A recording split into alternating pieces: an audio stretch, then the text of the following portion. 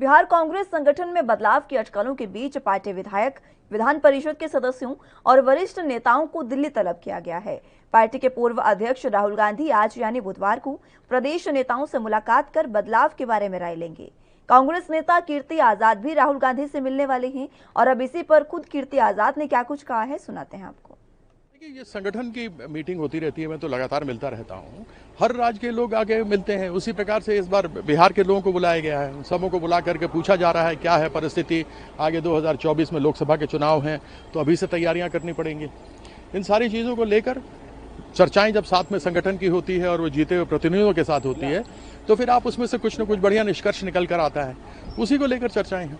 क्या बिहार उसमें फ्रिक्शन की कोई गुंजाइश है? अभी न्यूज काफी आ रही हैं, फ्रिक्शन है? कोई फ्रिक्शन नहीं है, कोई कुछ नहीं है।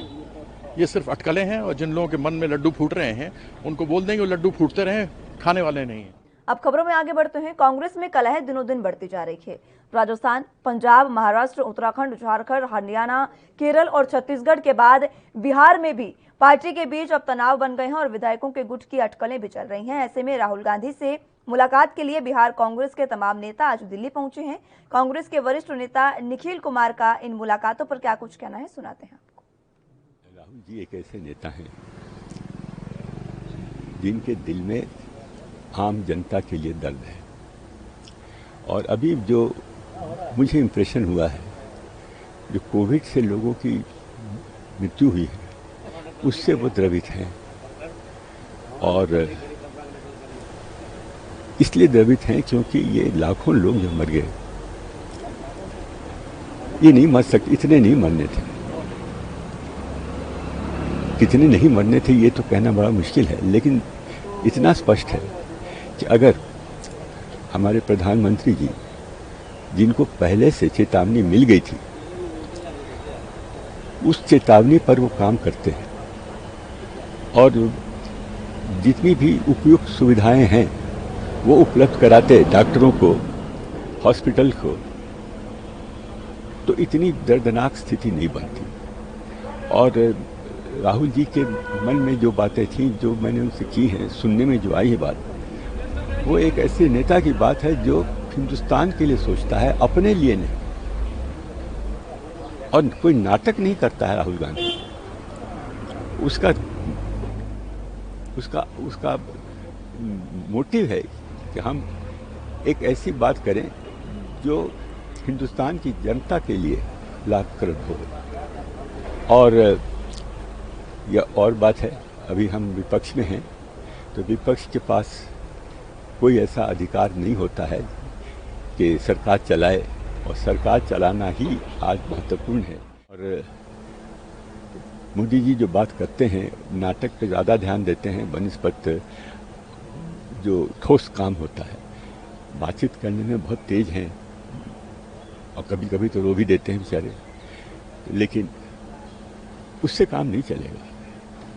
ज़रूरत है इस समय एक ऐसे व्यक्ति की जो हिंदुस्तान को एक साथ बांध के रखे। अब ये देखिए साहब, फादर स्टैन जो हैं मर गए। एक तस्वीर छपी है अखबारों में, आपने पता नहीं देखी कि नहीं, वो बिस्तरे पर हैं हॉस्पिटल के और उनके पाँव में बेड़ियां लगी हुई हैं। 84 साल के वृद्ध को जो बीमार है, मरणासन है, उसके पाँव में बेड़ियां लगी हैं। भाई ये तभी मुमकिन है जब हम लोग सब एक इंस्पिरेशन लेते हैं, अपने नेताओं से प्रेरणा लेते हैं। अगर हमारे प्रधानमंत्री हम लोग के प्रेरणा के स्रोत हैं तो उन्हीं की प्रेरणा का ये परिणाम है कि एक 84 साल का वृद्ध जो कि बीमार है, हॉस्पिटल में है, उसके पाँव में बेड़ियां लगी हैं। तो इस किस्म का हमको निज़ाम नहीं चाहिए। नहीं, उनसे क्या बात हुई है उसकी जानकारी मुझको नहीं है, क्योंकि उन मीटिंगों में मैं नहीं था। वैसे पूरी मीटिंगें अभी हुई नहीं। आज आफ्टरनून में शाम के 4 बजे करीब वो मीटिंग करेंगे एमएलए से, विधायकों से, तो पता लगेगा क्या बातें हुई हैं। क्या कहते हैं, टॉप लीडरशिप में चेंजेस की बातें उठ रही हैं कि फ्रिक्शन भी है, टूट भी है, उस पर कैसे आप देखते हैं?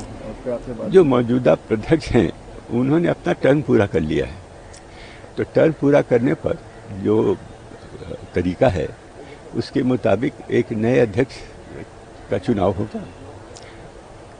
तो उस पर बातचीत हो रही है और हम लोग सब से अगर कोई राय ली जाती है तो हम लोग।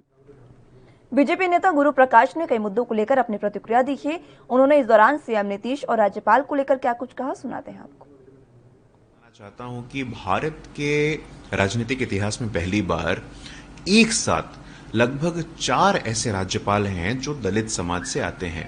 थावरचंद गहलोत जी के बारे में हम सब जानते हैं, सत्यदेव नारायण जी के बारे में हम सब जानते हैं, बेबी रानी मौर्य जी के बारे में हम सब जानते हैं और राजेंद्र आर्लेकर।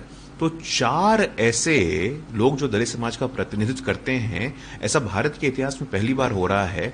अब पुरुष महिला का भी अनुपात देख लीजिए, तो एसेंशियली सभी वर्गों का, सभी लिंग का, सभी क्षेत्रों से उचित प्रतिनिधित्व हो, हर पोजीशन पे हो, वो चाहे कैबिनेट हो या गवर्नर हो। इससे समाज के हर वर्ग में एक आशा की किरण जगती है। नीतीश जी से हम लोगों का संबंध बहुत पुराना है और मुझे लगता है कि आज की तारीख में एनडीए में सबसे पुराने साथी हमारे अगर कोई हैं तो वो नीतीश जी ही हैं। और मुझे जहां तक संज्ञान है कि 2019 में भी जब एक्सपेंशन हो रहा था तब भी नीतीश जी से राय ली गई थी और अभी भी चूंकि उनके पार्टी के राष्ट्रीय अध्यक्ष आरसीपी जी हैं तो उनसे भी राय ली जा रही है। फिलहाल के लिए इस बुलेटिन में मेरे साथ बस इतना ही। आप जुड़े रहिए एनबी न्यूज के साथ। नमस्कार।